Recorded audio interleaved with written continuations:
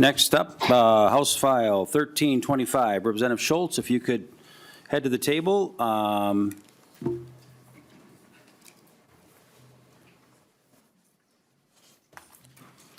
The chair will move House File 1325, again, for consideration to be laid over. I do see that there's an author's amendment, Representative Schultz. We can get the bill into the shape of your wishes. Members, any thoughts? I think we'll just go to the question on moving. Oh, we got to move the A2 amendment to get the bill in the shape the author would wish. So, members, all those in favor to approve the House A2 amendment to House File 1325, please signify by saying aye. Aye. Any opposed? The bill is now amended. Representative Schultz, to your bill as amended. Thank you, Mr. Chair, Lead Pinto, and members. This morning, I'm glad to introduce House File 1325, a bill to help support our small businesses, our property taxpayers, our public employers like our schools, counties, and cities as we seek to make the earn, sick, and safe time workable and flexible. But before I go further, I just want to quickly provide a little bit more about my own background. I work in my family's Main Street small business in my hometown of Uppsala. On an annual basis, I work for a half dozen other small businesses in every corner of the state. One of the greatest honors of my life has been to serve the interests of small businesses. I've been elected as the president of a statewide organization of over 200 small businesses in this state, and I currently serve on the board of directors of a national organization of over 2,700 small businesses. Listening to the needs of small business owners and locally elected leaders across Minnesota, I have heard the concerns of unfunded, one-size-fits-all mandates, which is exactly the challenge we are seeking to address today with Earn, Sick, and Safe Time, which is a state policy that passed without one bipartisan vote. Not one Republican voted for this policy. Today, the bill before us is a big contrast to that, as nearly every provision found inside this bill has bipartisan support, as we seek to craft state policy to benefit small businesses, schools, public safety, and ultimately, taxpayers and consumers. This unfunded mandate over these areas has caused higher costs, it has caused property taxes to rise, and challenges for our incredible workers who are seeking to do their job to serve consumers and to serve the public. But you don't need to take my word for it. I'm eager to hear from our testifiers today who will share the story of why making these common sense changes to ESST will benefit Minnesota for years to come. Thank you, Mr. Chair. Thank you, Representative Schultz. Members, we've got about 12 or so testifiers signed up. I want to try to do a 3-minute hard stop. So if you see the yellow card go up or the blue card today go up, it just means that we're asking you to wrap it up in 10 seconds. So I want to be a little bit more clear today. I want to give plenty of time for member questions at the end. So trying to get that through. So our first up, again, Commissioner Blissenblock, if you would come forward. And on deck is Lauren Schockhorst from the Minnesota Chamber. If you could take your seat there too. Commissioner, welcome again. Please proceed. Good morning, and thank you, Chair Baker and members of the committee. Again, my name is Nicole Blissenbach. I'm the Commissioner of the Minnesota Department of Labor and Industry. I am here to testify in opposition to House File 1325, which modifies Earn, Sick, and Safe Time, or the ESST law, which went into effect on January 1st of 2024. The Earn, Sick, and Safe Time law, again, sets a floor for all employees in the state. That floor is 1 hour of Earn, Sick, and Safe Time for every 30 hours worked, up to 48 hours in a year. This floor was created to ensure that workers do not have to choose between their paycheck and recovering from an illness, caring for a child, or seeking assistance due to domestic assault.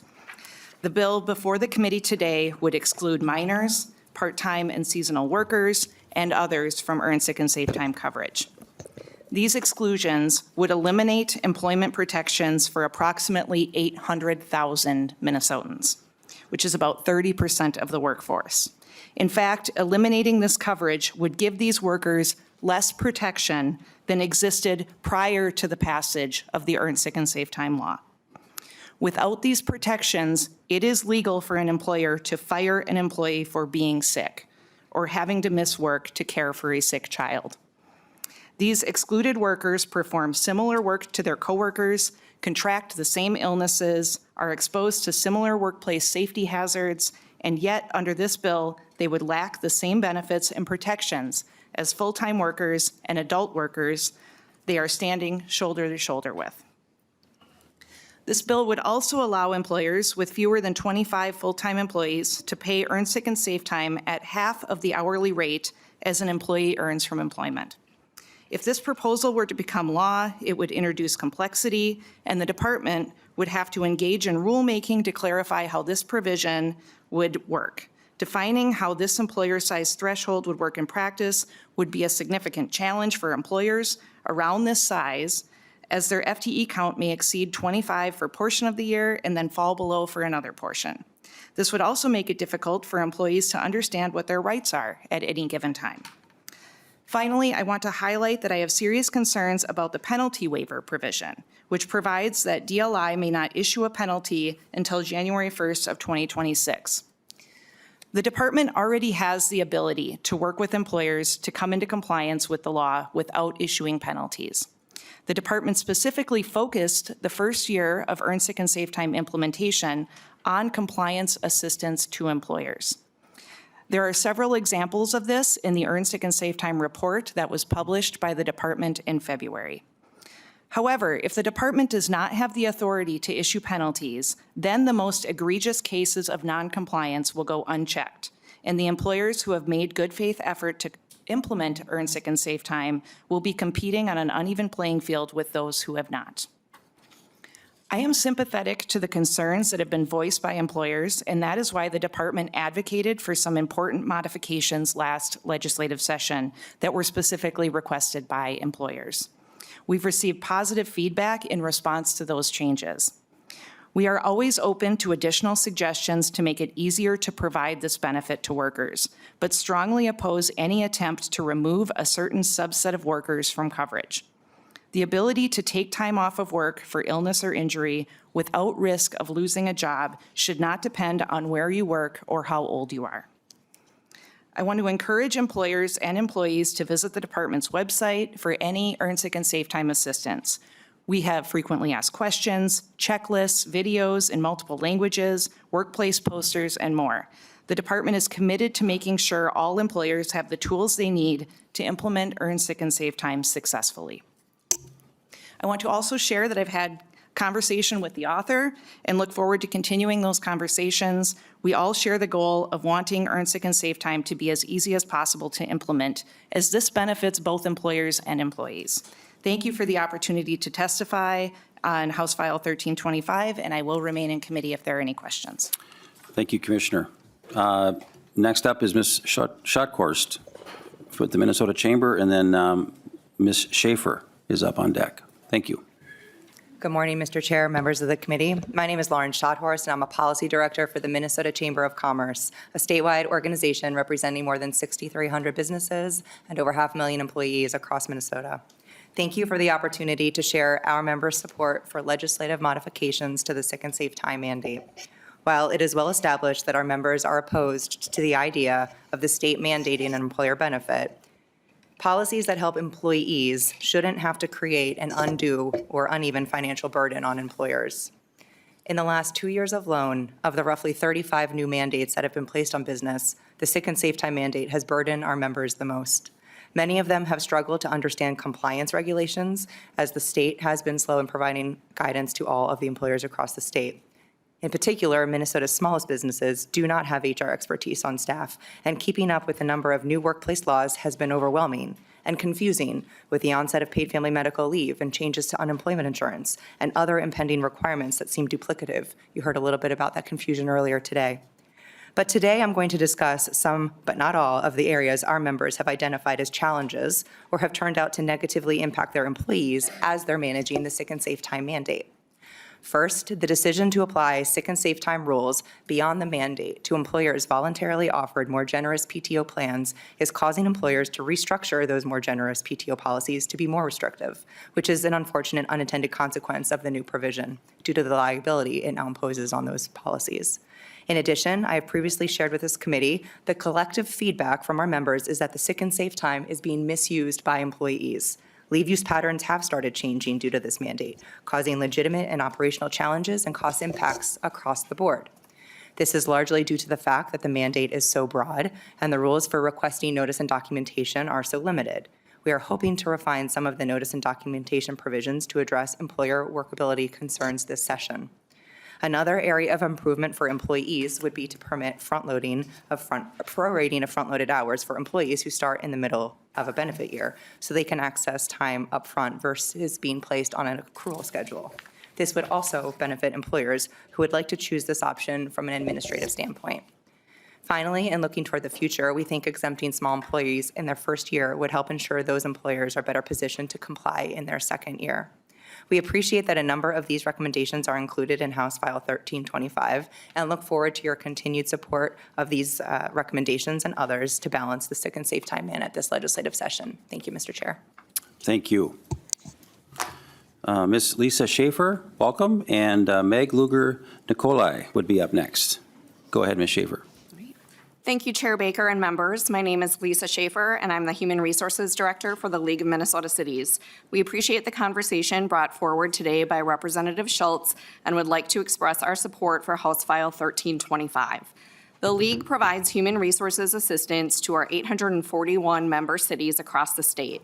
For the past 2 years, we have been fielding calls from staff and council in cities large and small concerned about the new legal requirements in the Earned Sick and Safe Time statute. City employees provide services that are essential to the health and safety of the public. Historically, cities have offered generous sick and paid leave to employees, often significantly over and above the number of hours required under the ESST statute. Often, that additional leave time was previously bargained for with unions in good faith based on the legal requirements in effect at the time. As written, the statute requires cities to apply the expanded allowable ESST uses to those leave hours the city already provides over and above the number of hours required under ESST. This has resulted in significant confusion regarding the administration of paid leave. It has also led to significant uncertainty regarding the impact to the delivery of important city services and to city budgets. For these reasons, the League supports the provision in House File 1325 that removes language from the effect on more generous sick and safe time policies section of the statute. The League and cities across the state also support the change made in House File 1325 to the weather event exception section of ESST. The current language allows certain employees, such as firefighters, snowplow drivers, and 911 dispatchers, to be exempt from ESST requirements during a weather-related emergency. However, if those same employees are unionized, the statute requires the city collectively bargain with the union in order to use that exemption for a weather-related emergency. Eliminating the bargaining requirement will ensure that city services can remain operational so that the city can effectively respond during a weather event. This concludes my testimony. Thank you, Chair Baker and Representative Schultz, and members of the committee. I'm happy to answer any questions there may have. Thank you, Ms. Schaefer. Appreciate that. Ms. Luger-Nicolai, I hope I got that close. And then Mr. Elliott, if you would come forward as well. And please continue. Good morning, Mr. Chair. You got the name right. My name is Meg Luger-Nicolai. I'm an attorney for Education Minnesota, where we represent, we represent 85,000 school professionals. Thanks for the help with the microphone. I'm still going to criticize the bill. That's quite all right. The problems with this bill are legion from our perspective, and there is basically nothing in it that we support, especially as amended. For one thing, it exempts workers under 18, which reverses strides that we made 2 years ago to recognize that, for example, students are workers, sometimes breadwinners in their household, and may need for unemployment or other workplace protections. Secondly, part-time workers, like many of our paraprofessionals and nutrition services staff and some of our teachers, can get sick and still have to take care of children. Exempting people who are working over 50% of a normal work week will end up exempting many fully employed people because most part-time workers work more than one job. Some people could be working 50 hours a week and still be excluded under this bill and not able to use ESST to take care of their family. And it could make it harder for employers to recruit part-time employees. Also, this language will make it impossible for a parent to use ESST to care for an adult child with a disability by striking through adult child and legal ward.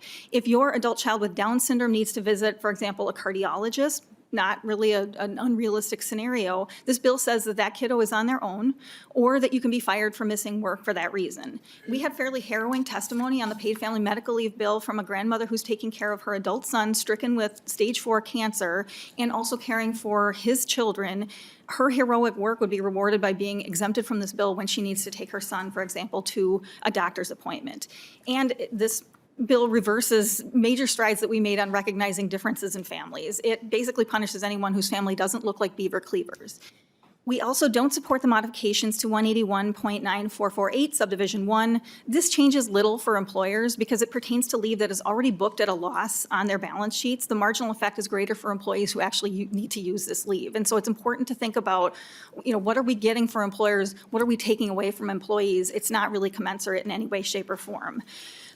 Moreover, we obviously are not concerned with the need for accounting or additional labor for payroll clerks or other human resources professionals. This law either requires you to subtract from 80 or divide by 30. And I think most farmers, most employers, most cities, most municipalities can do both of those two things. You know what, I'm a plaintiff side attorney. If you want to bar the department from collecting fees and issuing fines, that actually just pushes the work to my sector where we will also collect attorney's fees. So that part I can probably live with. That is sarcasm. Please don't do that. It is important for the department to use its teaching function as an agency, and actually that is probably a less expensive way for employers to comply with this law or learn about not complying with it. Thank you very much. Thank you for your testimony. Brian Elliott from SEIU Minnesota, and then John Welsh, if you could come forward, that'd be great. Thank you. Mr. Elliott. Thank you, Mr. Chair and members of the committee. My name is Brian Elliott, and I'm the Executive Director of the SEIU Minnesota State Council, representing nearly 70,000 essential workers across Minnesota. I've also been the lead policy advocate for earned sick and safe time at the state and municipal levels here in Minnesota for the past 10 years.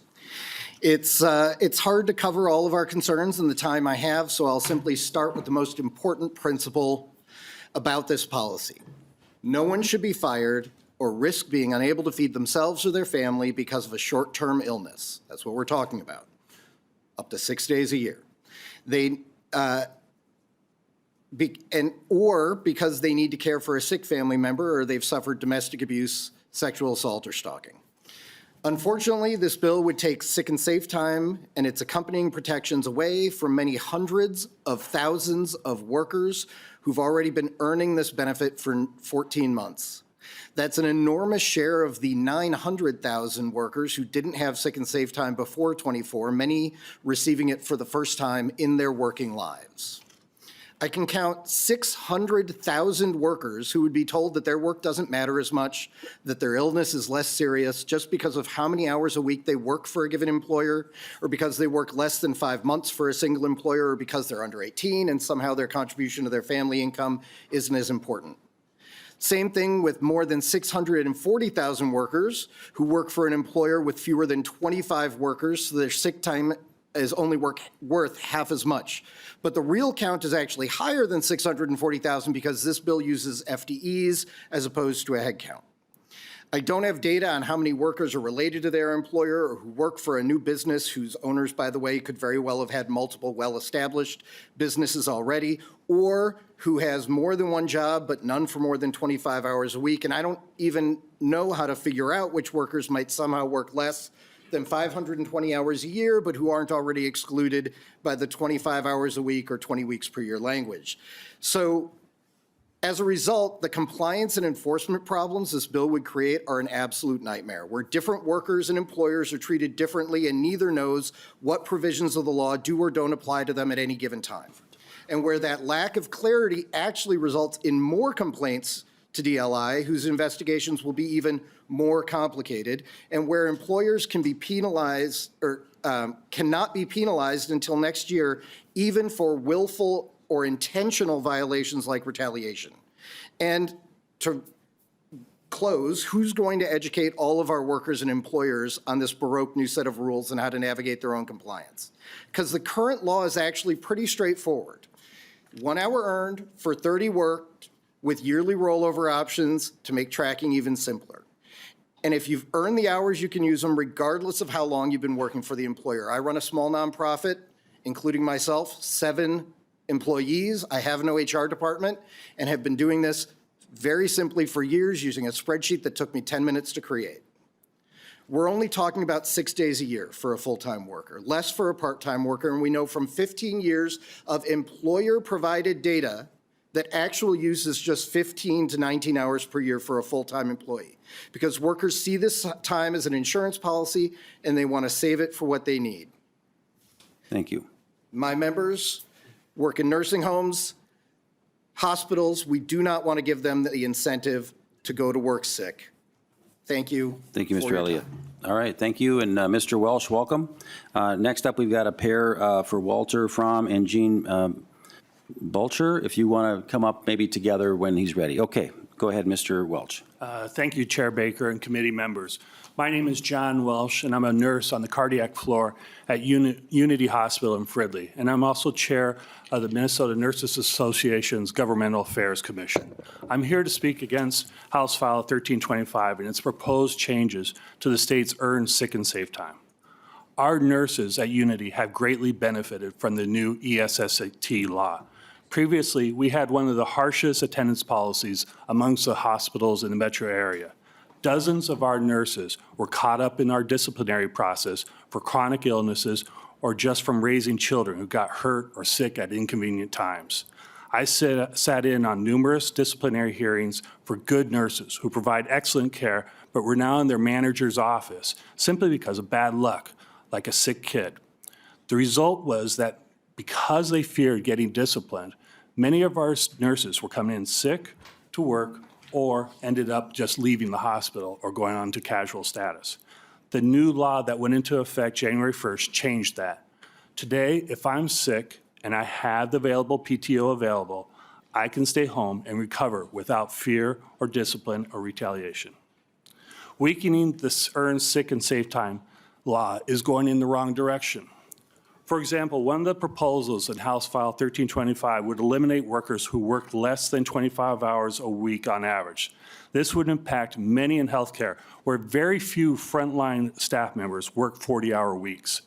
This provides healthcare workers flexibility while caring for their communities. I'm 59 years old, and I've been a nurse for 16 years. The work takes a toll on our bodies, lifting patients, maneuvering them in bed, or even catching a stumbling patient. My back has paid a price for the job I love. I work what they call a 0.6. That means, and many other nurses across the state will work 6 8-hour shifts in a 2-week pay cycle, or 24 hours a week. This gives my body a chance to recover after consecutive shifts. This assignment also allows me the opportunity to have another job I love, which is teaching nursing students at St. Kate's. Many of my coworkers work 0.6 assignments to care for their children or loved ones, or maybe they're phasing into retirements, or they're like me and helping teach the next generation of nursing students. Those of us who work a reduced schedule deserve the same protections under the Earned Sick and Safe Time law. Thank you for your opportunity to testify today. Thank you, Mr. Welsh. Welcome, Jean and Walter, I believe, right? So go ahead and continue and introduce yourself and proceed. Chair Baker, members of the committee, my name is Jean Bueller. I'm a worker in Minnesota and a member of Take Action, and I came here to urge that you vote against any restrictions or delays to earn sick and safe time currently guaranteed to workers in Minnesota. I want to share a personal story from 2022, before all employees in the state were guaranteed paid sick and safe time. Unfortunately, I lost someone that summer who was a best friend, someone I had lived with, and a found family member. I made the decision to, out of pocket, travel to Colorado where she had died and attend a service held by her family in her beloved Estes Park. Because I was working at a small coffee shop, I had to not only pay for this last-minute travel, but I also had to miss shifts at work, which there was no formal way to give up or be paid for. I received no pay for this time I was traveling. It's redundant, but My coworkers kindly took over for me while I was gone, but when I came back, my employer began to make comments implying that I had made up a story to go on vacation, became hypercritical of me, and eventually the work environment became so negative that I had to leave and lose my job. Representatives, I'd like you to imagine your best friend, someone who has been there for you in your vulnerable moments, someone who, under these amendments, does not count as your family, so therefore someone you would not be allowed to take paid, earned sick and safe time to grieve, but who has been with you while you went through the most pivotal moments of your life. If you lost this person suddenly, would you be okay in the aftermath? Would you be fit to come into work and do your job as usual? Personal time for family emergencies and emergencies involving a designated significant individual are always going to come up as a need for workers, because as much as we are dedicated individuals who have a lot to give to our jobs, a lot to give to our industries, and a lot to give to the Minnesotan economy, we are people too. And everyone deserves the dignity to have a minimum standard of paid time to deal with the many situations that life can throw at you, without being bankrupted or bullied out of jobs. Please leave earned sick and safe time as it is, no carve-outs and no delays. Thank you. Thank you, Ms. Bueller. Walter? Oh, We're sharing a computer. all right. Chair Baker and members of the committee, my name is Walter Fromm, and I'm the political manager for Take Action Minnesota. I'm here today to urge you to leave earned sick and safe time as it is written and to vote no on House File 1325. This past election cycle, we had conversations on the phones and doors with over 20,000 voters concentrated in the Twin Cities Metro, in Hastings, and St. Cloud. When we talked about earned sick and safe time, Minnesotans were overwhelmingly clear that this is common sense policy. We heard time and time again just how meaningful having time off for sick and safe time is for families across the state. I wanted to make sure to highlight two stories from our members. First is Dorimar Cabrera, who shared the following. I started receiving paid sick days after the law passed in 2023, and it made all the difference in the world. I had to take time off to quarantine with my children when they had COVID-19, and if I had had to take that time unpaid, I would not have been able to pay rent. The peace of mind knowing I could take care of my sick children, keep them quarantined, and rest of the community safe and still pay bills was huge. Second is Corinne Martin, who shared, the ability to know that I can keep my daughter safe and healthy without having to worry about losing my job or not getting a paycheck for that week is something that single and two-parent homes desperately need. There have been times when I was really sick, but I was forced to go to work because I would not be able to afford to pay rent and buy groceries if I missed just one day of work. The 20,000 voters we talked to, our 10,000 members, and Minnesotans across the state are clear that earned sick and safe time is common sense legislation that we need. Minnesotans need to be able to take care of themselves, their families, and their communities by staying home when they're sick. I am here to urge you to leave this bill as written and vote against any carve-outs or any delays like we see in the bills in front of this committee today. Thank you. Thank you, Mr. Fromm. I'd like to welcome Jim Gottschalk from St. Louis County. Welcome to the committee. Also, Nancy Miller is on deck if she wants to come to the table. Thank you, Chair Baker and committee members. My name is Jim Gottschalk. I'm a Deputy County Administrator for St. Louis County. I'm testifying on behalf of AMC and MICA, and I would like to start my testimony. I'm going to focus primarily on two areas, the weather-related exemption and the more generous paid leave policies application. Minnesota counties support earned sick and safe time. We support paid leave. We've provided much more generous paid leaves than are required by law for many years. We appreciate certain clarifications that were made during the last legislative session, which included the rulemaking authority for the Department of Labor and Industry, as well as some of the clarity around things like base pay.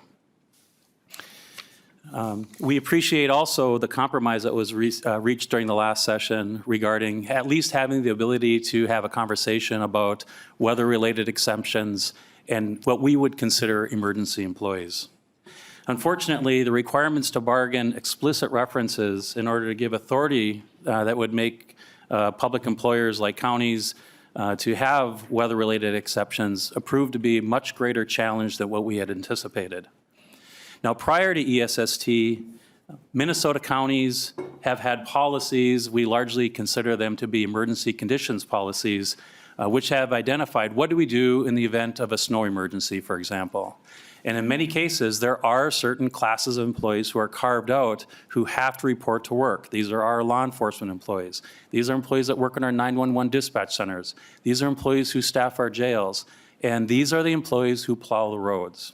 And if we think back just a week ago today, the small snow emergency we had in the metro area and the impact that it had, imagine for just a minute if all the employees who had the ability to take ESST leave did not report to work, did not plow the state highways, did not plow our county roadways, did not plow our city streets. The snow event is what closed the schools. It's our snowplow drivers, our first line of public safety, that opened the schools, that opened the daycare centers. And as you know, sometimes that's the best meal of the day for children that live in our communities. We need to get the children to school. To get the children to school, we need to plow the roads. And it has been very difficult in obtaining some of the necessary bargaining language to make these essential employees. The same language that counties had adopted in their own emergency conditions policies for decades. Is it fair? Is it equal treatment for all of our employees? Because largely other employees can take the day off and they can use their accrued paid leave. They could mobile work. They could choose to report to work. It is just very much a challenge for us to conduct the work that we need to do to support our communities if we don't have the ability to get to work. Moving on to the effect that ESST has on more generous paid leave policies. If you could kind of come to closing, thank you. Counties have been much more generous than ESST. St. Louis County offers our employees we can carry accrual balances that exceed thousands of hours of paid leave. We don't have employees who don't have the ability to take time off. It's when we have to apply all of the conditions that create these new intersections that make it more challenging to administer a workforce. And so we appreciate the amendments that were added to House File 1325. Thank you. Thank you, Mr. Gottschalk, for your testimony today. Next up is Nancy Miller, and on deck is John Beshy. Ms. Miller, go ahead. Thank you, and welcome. Chair. Good morning, Chair and committee members. I appreciate the time to be able to be here with you. I did make the 2.5-hour trip to do this. It is my first time, so I apologize if I'm a little not eloquent in my words. But I own a human resources company in Wilmer, Minnesota, where we serve upwards about 70 employees. I don't serve the thousands and the 10,000s and the 100,000s of people that people have been talking about this morning.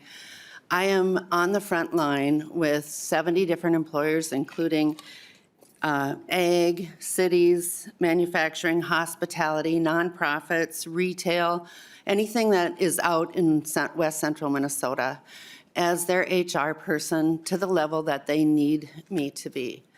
I have a staff of 4 other people that we help these employers write their ESST policies and tell them what they need to do and not need to do.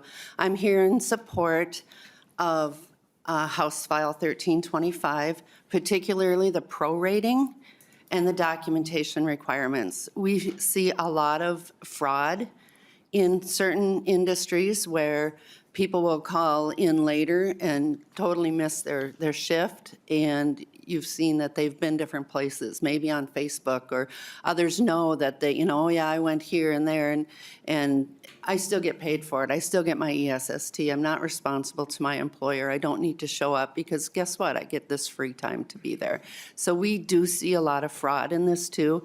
I believe that the documentation requirement would help to curve that a little bit, but employers are frightened. They're frightened to be able to discipline their people when they know that there's fraud there. They don't dare say anything to their people when people have been offended this law and this privilege, this benefit. So I'm here to support the prorating, and it doesn't make any sense if an employer wants to give somebody 80 hours a year and they have to give 80 hours on December 1st.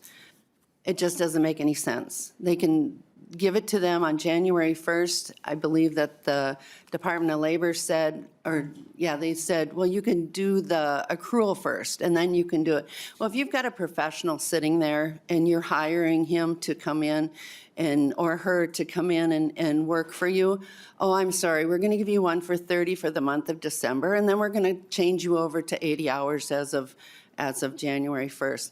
The administration is just not acceptable. It's difficult. There is a lot to administer these rules and these laws, so I am here in favor of 1325. Thank you very much, Ms. Miller. Appreciate your visit today. Mr. Beshi, if you would start, then also Emily Herman will be on Zoom after Mr. Beshi. So welcome, Mr. Beshi. Good morning, Chair Baker, Lee Pinto, and members of the committee. My name is John Beshi. I am the State Director for the National Federation of Independent Business in Minnesota. I want to thank you all for the opportunity to provide comments in support of House File 1325. House File 1325 proposes modifications to Minnesota's ESST mandate that are crucial for offering a more practical framework that considers the needs of both employers and employees. The existing ESST mandate in Minnesota poses significant workforce and financial challenges for small employers, most of whom are already struggling to keep their businesses open in the face of chronic worker shortages and shrinking bottom lines. This bill, as amended, makes several important changes to make the ESST mandate more workable for small businesses. This proposal amends the mandate to allow small employers with less than 25 employees to pay a minimum of half the regular rate of pay for ESST hours. This would move Minnesota closer to ESST mandates in many other states, which provide relief to small employers in the form of outright exemptions, requiring only unpaid time off, or reducing the number of paid hours that small employers must offer. The bill also provides needed balance to the notice and documentation requirements. Under the current law, small employers are required to provide notice of ESST rights under the threat of significant penalty. This bill would allow employers to require advance notice of at least 2 hours prior to a scheduled shift to receive ESST, while providing reasonable accommodation if the need arises within 2 hours of the shift. Similarly, employers would be permitted to require documentation for ESST use starting on day one, and employees would be required to submit documentation in a timely manner to receive paid ESST. We think that both of these are reasonable requests that encourage communication between the employer and employee and minimize the potential for any abuse. Finally, we think it is fair to allow employers to require a waiting period on ESST during the first 90 days of employment. 90-day waiting periods are very common, and several other states with ESST mandates allow for this.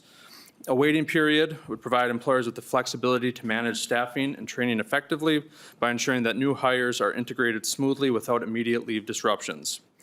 We are supportive of many other aspects of this bill, such as the optional use of ESST during the first year of operation, the ability to prorate front-loaded EST, and some of the additional exemptions. However, in the interest of time, I will conclude by saying that House File 1325 represents a thoughtful and necessary step towards refining Minnesota's ESST regulation, and we strongly encourage the members of the committee to support it. Thank you all again for the opportunity to share comments this morning. Thank you, Mr. Beshi. Appreciate that. Emily Herman is on a Zoom call with us, and she'll be joining us. And then Kim Lewis, if you would come forward. That'll be our final person that was on the list, and then we'll call for anybody from the public who wants to speak to this. So, Ms. Herman, if you can hear us okay, please introduce yourself and proceed. Thank you, Mr. Chair and representatives of the committee. My name is Emily Herman. I work with Prior Lake Savage Area Schools and Human Resources. I want to start by saying thank you for all your hard work. I completely understand the complex nature of balancing multiple needs, and I think you've heard some really great testimony today showing that there's many different perspectives on this bill. I would like to just present today some of my perspectives with managing ESST from a school district in regards to a couple of the different provisions. First of all, the change in the definition of an employee. Two of the main things that have been extremely confusing and complex for school districts to administer is anything around stipend positions and substitutes. So stipend positions by nature are not subject to the same tracking attendance or adjustments for missed time. So these employees receiving their stipend regardless of their absences has created an undue burden for ESST for a problem that didn't previously exist. Also, a major concern has been around finding substitutes. We has struggled with that with the increased amount of leaves in the system. Even though we're adding more substitutes every year, we continue to find that we can't keep up with the amount of leaves that we have throughout the system, making it very difficult to ensure that we have qualified adults in front of our students every day. The addition of administering ESST for substitutes, especially in cases where we've had to find a substitute for a substitute, has added considerable logistical challenges and strains on school operations. And therefore, the additions of line 2.23 to 2.26 make sense in our opinion. The second I would like to talk to is the proration. Greatly appreciate the gratitude for consideration of a proration. A lot of our existing paid time off provisions have existed around proration around FTE that allows for employers and employees to be able to have the access to that leave right away, but on a prorated basis so that the implementation is straightforward in existence with our previously robust paid time off procedures that are already in existence. Third, I'd like to talk to the 90-day waiting period as a welcome provision for employers. Currently in Prior Lake Savage Area Schools, this is not something that we implement, but I have heard from a lot of my colleagues that this would be something that would help address the concerns that they have experienced when employees start with them, immediately take all of their ESST, and then leave right afterwards without completing any meaningful period of work. So this would be a welcomed provision that a lot of my colleagues are very supportive of. I would just like to ask for some clarification on the changes to the written documentation be included. I understand the additional need for documentation, as some of the presenters have already stated. It would be helpful for employers to be able to follow up with that. Just with the written statement by an employee must be allowed to be in writing in the first language and not be authorized or in any particular format, seems to conflict with the new addition that a written policy containing reasonable procedures. So I just would ask that that be clarified so that we know when implementing, if we can require specific procedures for written statements, that is clarified in legislation so we know how to move forward. In closing, I just want to thank you once again for your efforts on reviewing these potential changes to important legislation. As I have shared in previous testimony, we deeply value the well-being of our staff. Our robust paid time off programs in school districts prior to ESST were a testament to that commitment. We have spent numerous hours negotiating with our local bargaining units and employee groups to meet their needs within our financial and operational constraints. While we strongly support the overall goals of ESST, I urge legislators to consider reducing the mandate in ways that allows for more flexibility for local bargaining units and employers to have the benefit discussions at the local negotiations table. I would also like to respectfully request that the same considerations that were provided to the building and construction industry be extended to the public education sector for those same reasons. I understand that this might not be feasible this year, but I hope this remains an option for future consideration, given many school districts' existing collective bargaining units and employer contracts already meet the intent of ESST without adding the additional complexities of the limitations around this mandate that have already caused undue burden on already strained school districts. Thank you for your time. Thank you, Ms. Herman. Appreciate that. And finally, Ms. Kim Lewis, please proceed. Good morning, Chair Baker and committee members. My name is Kim Lewis, and I'm here today on behalf of several organizations: the Minnesota School Boards Association, the Association of Metropolitan School Districts, the Minnesota Association of School Administrators, the Minnesota Association of School Business Officials, and the Minnesota Rural Education Association. Together, we are responsible for the governance and management of our 331 school districts across Minnesota. Thank you for the opportunity to provide feedback on House File 1325. We appreciate the ongoing dialogue and the efforts to provide a solid benefit for our employees while also recognizing the unique challenges faced by school districts. Ms. Herman did an excellent job, and I'm going to just echo what she said. The definitions of employees are very helpful, especially for the minors under 18. We do have several students that are working in our school districts in a casual or summer environment, and that's very helpful. And of course, the stipend positions such as coaches. Typically, they don't involve attendance tracking, and then of course, substitutes have historically worked without paid time off in exchange for the flexibility to accept assignments as needed or desired. Subs are an additional cost to school districts because we have to have someone in that place. And given our current states of financial affairs, we do look at that very, very closely. And then in the case where we, as she mentioned, we have subs filling positions for subs. So we have a teacher that puts in for a substitute. That substitute will then call in and use ESST, and we have to find a sub for that sub. So it becomes a cascading effect. We strongly support the inclusion of a proration option for new hires or part-time employees. Since our fiscal year begins in July and the school year starts in August, like many employers, but we specifically hire staff throughout the year. And proration would allow us to allocate ESST benefits fairly based on the length of employment. And it also ensures those that join midway through the school year that they receive a proportional amount of ESST hours. And similarly, part-time employees get benefits that reflect their work schedule. We would still like to see some flexibility for bargaining. We do bargaining with our local units, and many school districts already have agreements meeting or actually exceeding the intent of ESST. And additional mandates place undue burdens on already strained districts in that area. Finally, I was very pleased to see the amendment this morning on the effective, more generous sick and safe time. We believe it helps align more closely what we believe was the original intent, was providing earned sick and safe time to employees who did not already have access to such benefits.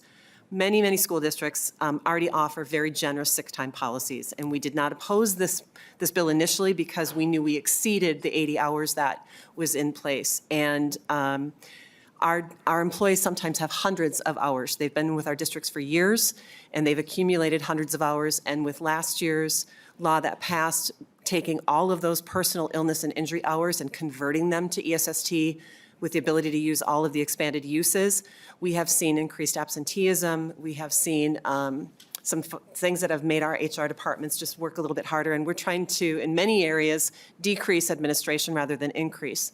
And with the number of new administrative mandates or benefit mandates that have been placed, we're having to do more administration in those areas. So that was a very welcome provision. It would be very helpful to the school districts as well as the other things I mentioned. And with that, I'm happy to conclude my remarks. Thank you, Ms. Lewis. Appreciate that. Is there anyone else in the audience that would like to testify for or against the bill today? Otherwise, I will close public testimony to the member questions. Any members have any thoughts on this? Lead Pinto. Thank you, Chair. And Representative Schultz, thanks for the discussion about this really important issue. I guess one thing that jumped out at me in the course of the conversation, but maybe I'll just first confirm this. So I don't see a Senate companion to the bill. I feel like I heard a comment at the beginning. You described the bill as being bipartisan. Maybe if you can just sort of comment on those 2 points. Representative Schultz. Thank you, Mr. Chair, and thank you, Lead Pinto. And really looking forward to our discussion that I know that you and I are going to have, and I'm sure Chair Baker as well, throughout the entirety of this session to help bring about some of these common sense changes. Specifically, the companion bill, to answer your questions, the companion bill for this bill will be introduced later this week by a group of senators. The original bill, before we amended it, was something that I had from last year. There are provisions that we amended into this bill that have bipartisan authors, and it comes from a bill that is moving in the other body, introduced by a Democrat. And then other provisions that are included inside this bill were debated in this committee, in the Labor Committee a year ago. We took a vote on a DE amendment that I brought, and it also received a bipartisan vote in that committee. So that is I believe, almost every provision inside this bill has received bipartisan support. Thank you. Lead Pinto. Thank you, Chair, and thank you, Representative Schultz. I get concerned as I was listening to the testimony. I feel like we end up having, it's challenging with this issue because I feel like there ends up being some misunderstanding, I don't know, misinformation necessarily, but there was a comment, I think, towards the end of the prior bill that we'd heard about, an employer that's eligible, when an employee becomes eligible for ESST, for example, that somehow pulls the employee into the UI system if they weren't in that system already, which, as my understanding of it, that's not actually true. And I feel like there were several other things I heard that kind of just made me feel like we're not understanding. There may be sort of some misunderstandings. My understanding, Chair, is that this bill is being laid over, so the conversations will continue. That is correct. Yeah, thank you. So maybe rather than getting into a ton of detail, I'll just note that when I hear testimony about potential misuse of ESST by employees, when I hear testimony about that somehow ESST might force employers to provide less generous benefits to employees, those are places where, and we are having conversations with Reverend Schultz, where certainly open to conversation about if in fact either of those things, I don't know that either of those things is true. We're part of the process where we're going to have the conversations. That's all well and good. We'll have that. I think it's important, though, that we ground ourselves in, and I really appreciated the statement by Mr. Elliott in the testimony, that there is this basic principle here, right, which is nobody should be fired or risk being unable to feed themselves or their family because of a short-term illness, the need to care for a sick family member, or because they've suffered domestic abuse, sexual assault, or stalking. So to the extent that there is some way that the program is not working as well as it could to achieve that goal, that's going to be a conversation members of this committee should be having. To the extent, though, that we're backing away from that principle, and Representative Schultz, you said it yourself, and I think you were saying it in one tone, but I want to kind of send it back another way. You said not a single Republican vote for earned sick and safe time. And to my mind, I think you kind of expressed it in one way, but for me, that is a really damning statement because that's a core principle that I just said that I would hope we all could agree on. So I guess I want to just, for all of us, as we enter into these conversations about ESST and Chair on paid leave tomorrow, that to the extent that we're talking about improving programs that meet that principle, that is something we should be doing. And to the extent that colleagues may have voted against those bills previously, hopefully they now recognize the value of the principle, we want to improve that. But to the extent we're going to be backing away from that at all, we really want to be careful and cautious about that. And so when I look at your bill, Representative Schultz, I just see a number of provisions that in fact back off from that principle and that say that a worker is a human being in each of these different settings, and yet somehow their need to be able to care for themselves or their family member is somehow different depending on what kind of employer they have or what kind of situation they're in. I just don't see that at all. I don't buy that. And I'll just close with this. I know this will be an ongoing conversation. I was struck by the testimony of the woman from Take Action talking about her friend, and that was really moving. And I'm not sure where you're sitting, but I thank you so much for what you shared. You may have had to leave, yeah. And it just struck me as even as something as simple as the family definition. You know, I think we've all been at points in our lives where we may have somebody that we are the caregiver for that person. And especially with the increase in isolation and loneliness in our society, there's a lot of folks who are with people who are like, there's nobody else that they can depend on except for the person they're living with or their friend. And if you're not there for them, that is going to be a real problem for them and a real problem for you. And so I guess I just want to make sure throughout this conversation we center the humanity of the people involved.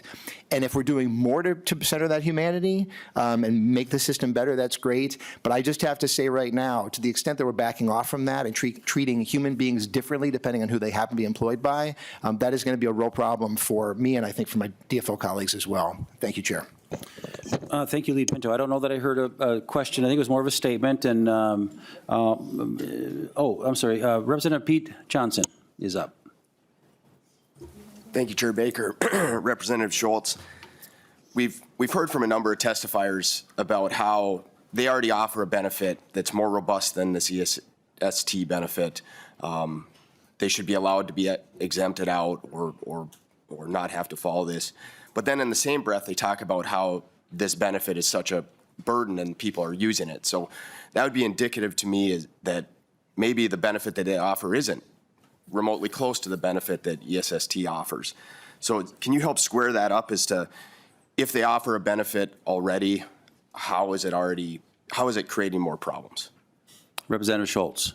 Yeah, Representative Johnson, in hearing the spirit of your question, I think the truth is in the middle.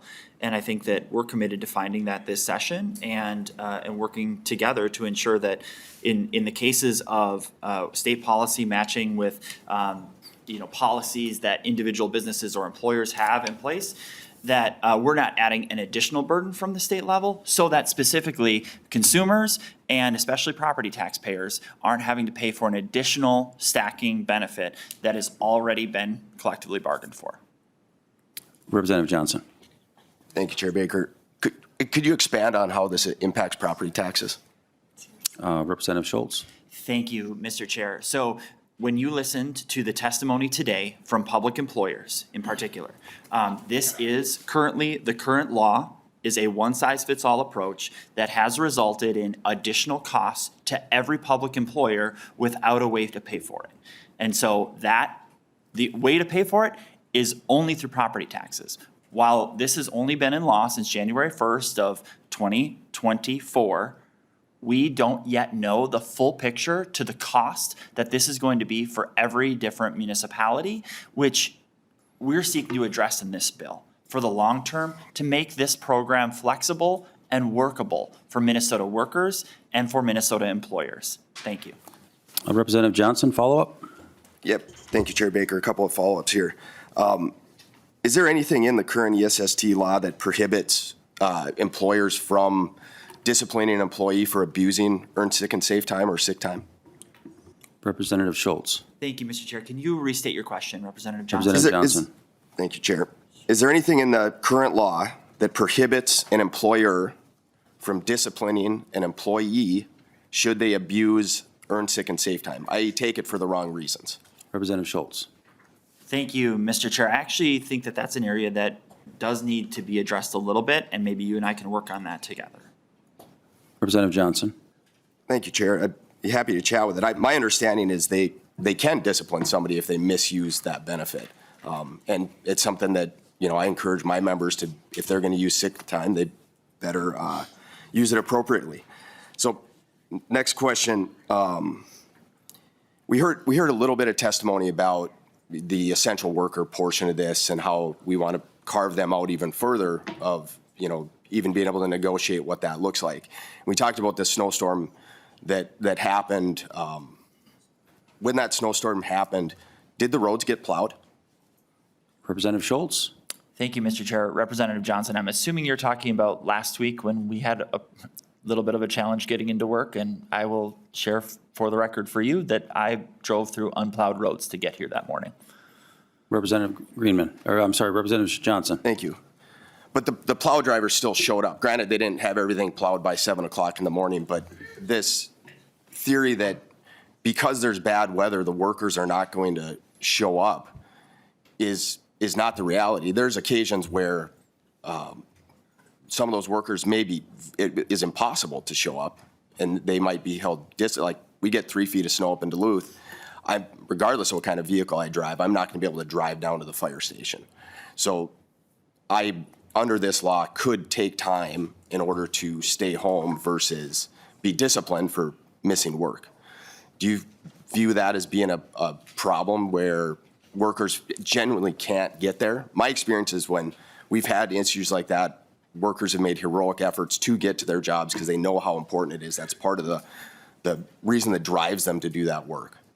Representative Schultz. Thank you, Mr. Chair. And, being someone who engages greatly with emergency responders, those across the board and across the state, frankly, I think that whether it's snowplow drivers or firefighters like yourself, I think they do excellent work and intend upon doing their job. I think that this bill helps get at the concerns that I've heard from local elected officials that this is currently language that needs to be changed to help make this more workable for the people of Minnesota. Thank you. Anything final? I'll just close. Yeah. Okay. Thank you, Chair Baker. I think it's important to really work hard to separate concerns from what the reality actually is, because we can create concerns and fear all the time. Doesn't always match the reality. What I have heard a lot in this committee is this constant drumbeat that every time a worker needs to be away from work, it's a problem. And we have created this culture where we only value the workers while they are working. And they are not humans outside of that. They are just a cog in a wheel, and if that cog is missing, that is a problem, and it needs to be replaced. I think we need to do a better job of addressing that and valuing workers for what they are. I think that's what ESST does. It gives them that opportunity to be humans and continue to be workers in the long run, and I'll just leave it at that. Thank you. Representative Frazier. Thank you, Mr. Chair. Representative Schultz, I just want to direct you to a portion in the bill, lines 4.31 to 4.33.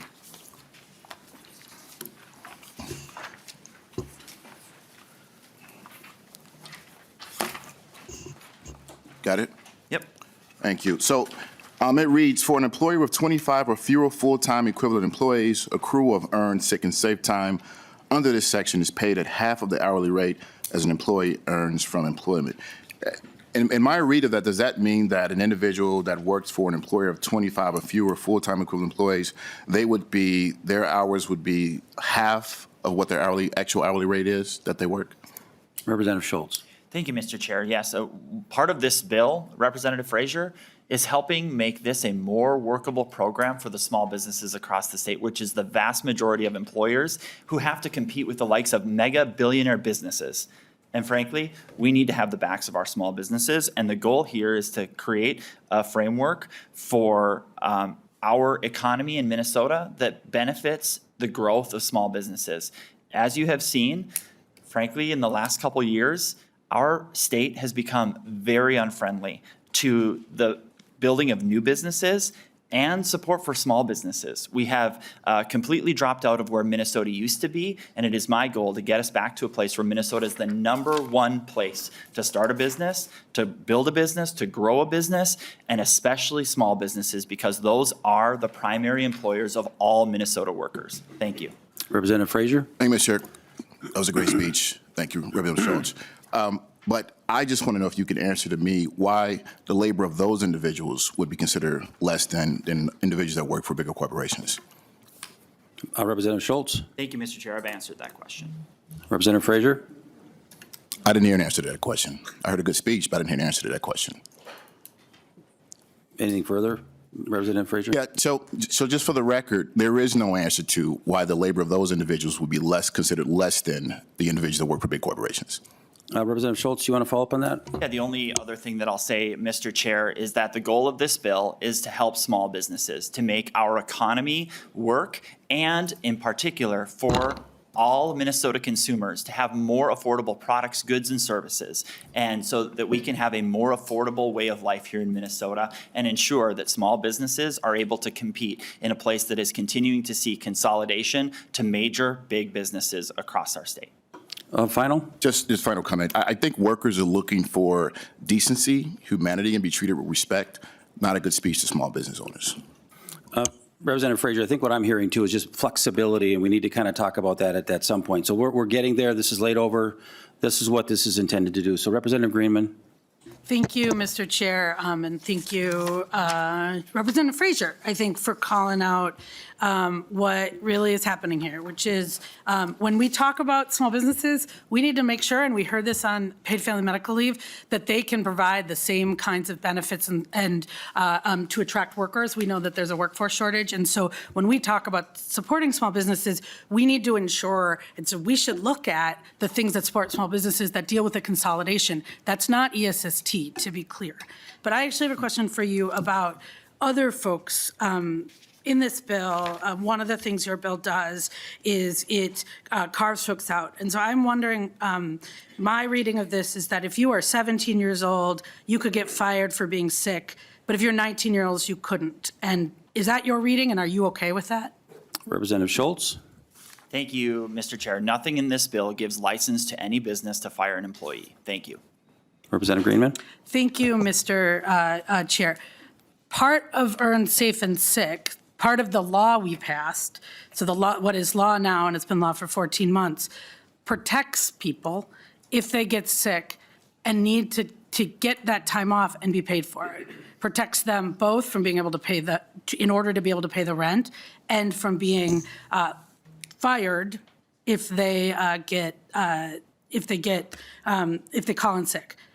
In this bill, we, 2 years ago, under the leadership of Representative Kozlowski, we said every worker gets the same standard of minimum wage. We're not going to exclude folks who work at small businesses. We're not going to exclude folks who are underage, because we think it shouldn't matter where you work or how old you are or who you are. you should get the same protections. That's what Earn Safe and Sick Time does. And the thing that I heard, and I think picking up where Representative Johnson left off, is instead of actually talking about this bill, we're hearing a lot of imagination. I heard imagine a world. This has been law for 14 months. And this last year, we actually, kids got to school, kids got fed, all of those things happened. And in fact, we have heard in other committees testimony that it has been easier to recruit bus drivers and school workers because of unemployment insurance for hourly school workers. And so we hear a parade of horribles, but we actually need to look on the ground now, 14 months in. We're not imagining things. This bill has been in effect.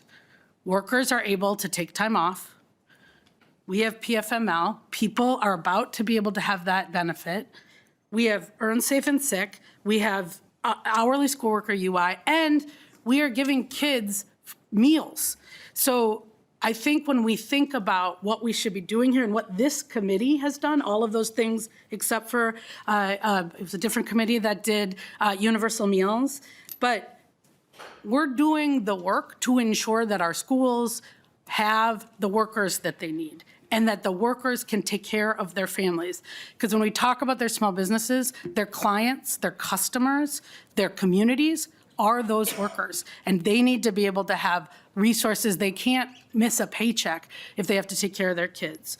So I guess the last thing I will just say, because I feel like when we ask questions, we get a lot of flowery speeches, but not clear answers about this bill, is that you said, and I think Representative Pinto Lead Pinto brought up, that you bragged that not a single Republican voted to ensure workers and their in their own districts that workers can get Earn Safe and Sick Time.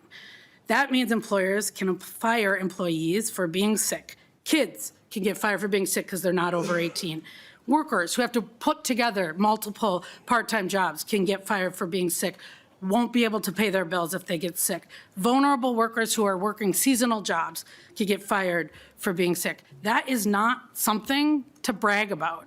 What is something to brag about is that we're ensuring that people can live their lives, can take care of their families, can do and be a part of their community. That is what this bill allows folks to do. And by bill, I mean law, because it's been law for 14 months.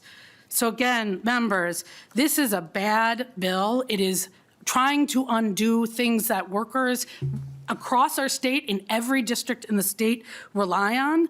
And there is a reason that there are no Democrats on this bill, because we don't believe in rolling back things for workers. And I think we would be the first state in the country to roll back this benefit after we've given it to folks, because people know in every developed country in the world, you should be able to get sick and not have to lose your house, your job, or your ability to provide for your family. Members, vote no on this bill. 2 members left. Representative Bakeberg. Thank you, Mr. Chair. Thank you, members. Good discussion. Representative Schultz, thank you for bringing this bill to make something that we all can agree on, that I would agree, Representative Greenman. Every single person, I think we share the agreement that if someone is sick, we want them to be able to be with their family members. I think that's just a basic thing we agree on. It's just how we get there. And honestly, I have a lot of thoughts, but this narrative of worker versus employer is frankly just very, very disconcerting. So I'm going to talk about some realities. I'm just going to talk about the reality of what is happening right now. And the lens I have is the school district perspective.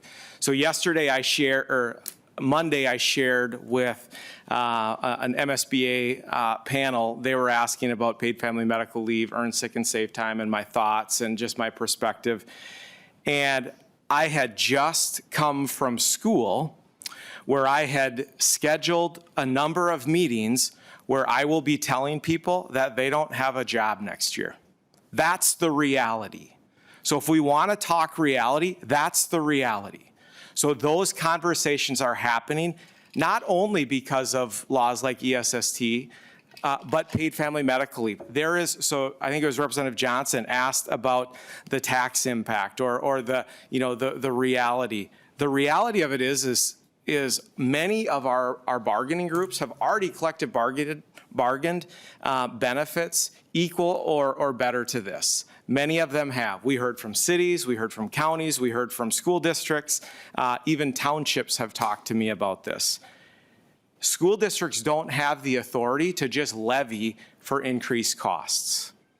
Others do, schools don't. So there is a impact on that. So our communities will feel that. There is a lack of clarity amongst my colleagues about what we can and can't have a conversation to someone who's gone. And I could go through a list of examples of just my own experience, but when I go down and I have a conversation with a teacher about, hey, why were you gone? What was the issue? It's after I have had ongoing concerns with that. So this assumption that school districts or cities or counties are going to punish people is just false. If there's a pattern, we're going to start with a conversation and say, hey, is something going on? Can I support you somehow? That's how good employees do it. But we've gotten into this place where we're legislating by pendulum, and it's just not helpful, because downstream, what happens is we end up having to make very difficult decisions at the business level, at the school district level.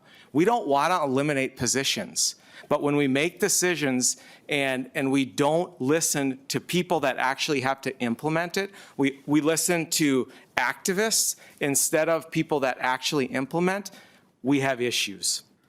So I just want to thank Ms. Herman. If you haven't read her testimony, I'd encourage you to read it, because she talks about this balance of trying to get this right, meeting the needs of employee groups, while also understanding the financial and operational constraints. One of the things that doesn't get talked about is the human cost. And we had a testifier here from, I believe it was Becker Public Schools, and she talked about just the burden. And here's the part that stuck out to me the most. Becker Public Schools said, we will have to hire more HR staff, more district office staff, because of laws like this. Representative Schultz is trying to correct some of that. So when a district is forced to hire more HR staff, there's less teachers. Class sizes go up.